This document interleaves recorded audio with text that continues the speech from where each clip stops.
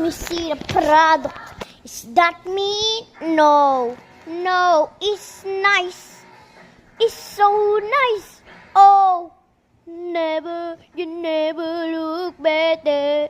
Ooh, where were you? Where were you? It was time to see photos. Is that type of pigmentation?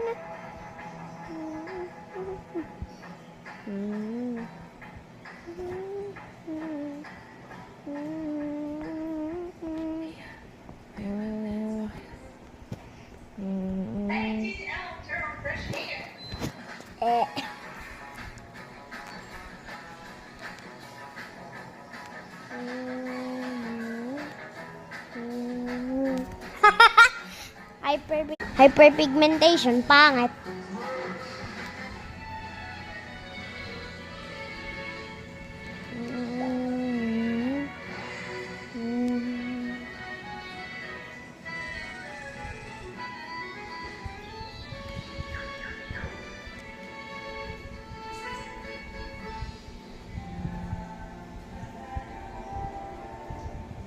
Bandage.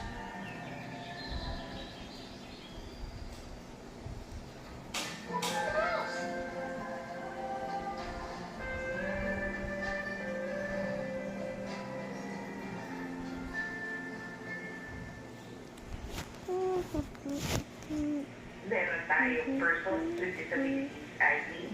Ayan nga, nabanggit natin, isinusulong ng DSWD, yung Unified Persons with Disability ID System, na kung saan Bangat meron din. ka ng physical ID. Aha, alam ko to.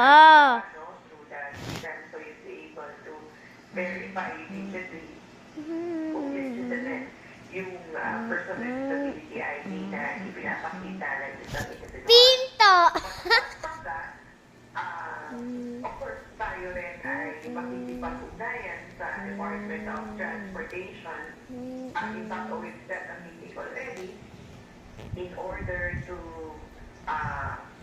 collaboratively create a safe environment for persons with disabilities, particularly sa transport sector. So, isa po yan, we could collaborate on it, no? Yung pag-raise ng awareness ng riding public, no? Pati yung kung nabanggit nyo. Bye guys.